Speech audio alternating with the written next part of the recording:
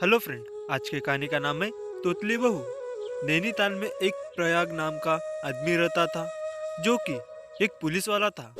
उसकी उम्र भी बहुत हो चुकी थी। एक दिन प्रयाग और उसका परिवार प्रयाग के लिए लड़की देखने जाते हैं।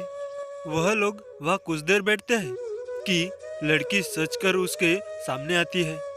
प्रयाग को वह इतनी खूबसूरत लगती है कि वह अपनी माँ से कहता है, माँ, मैं शादी करूंगा तो सिर्फ इसी से।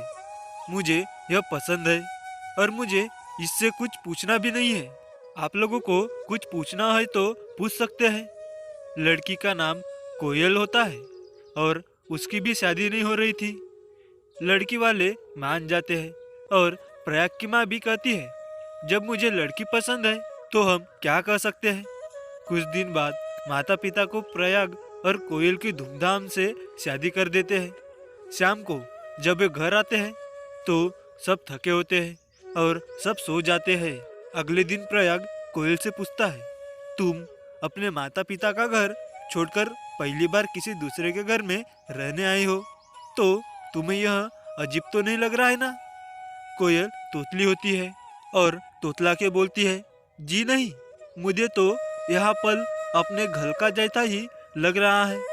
कोयल की तोतली आवाज सुनकर प्रयाग अपने गांधे में जोर से हाथ मारता है और सोचता है, यह भगवान तोतली बहू मिल गई, ना जाने जिंदगी कैसे कटेगी। तब उसकी माँ अंदर आती है और यह सब देखकर वह प्रयाग से पूछती है, तुम दोनों परेशान लग रहे हो, सब कुछ ठीक तो है ना। तब कोयल बोलती है कि माँ, सब कुछ ठीक ठाक है। तब उसकी माँ जोर से प्रयाग को डांट कर बोलती है, हे भगवान, कैसी बहू ले आया तू। अब हम अपने रिश्तेदार को क्या मुंह दिखाएंगे। तब कोयल माँ से कहती है, माँ, फिक्र मत करो, मैं रिश्तेदारों के सामने बिल्कुल चुप रहूंगी। माँ और प्रयाग को यह आइडिया ठीक लगता है।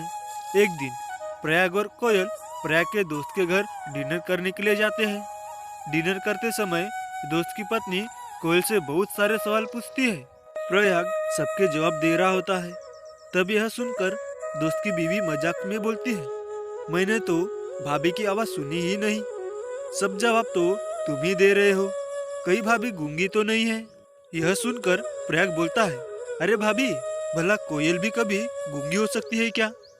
अचानक कोयल के पैर के यहाँ चूहा आता है। तब वह तोतला के बोलती है, बताओ बताओ, तुहा मुझे बताओ। तब भाभी बोलती है, अच्छा तो यह बात है। प्रयाग का सिर नीचे हो जाता है। तब भाभी बोलती है, प्रयाग, तुम घबराओ मत, आज के समय में इसका इलाज हो सकता है। प्रयाग, क्या सच। भाभी, हाँ बिल्कुल। तब प्रयास बहुत खुश हो जाता है और कहता है, तब तो मैं कल ही इसे डॉक्टर के पास ले जाऊंगा और मेरी कोयल की आवाज भी कोयल की तरह ही मीठी हो जाएगी। कहानी की शिक्षा, भगवान ने सबको कोई ना कोई परेशानी दी है, लेकिन सबको ठीक करने के लिए अपने रूप में डॉक्टर को धरती पर लाया है।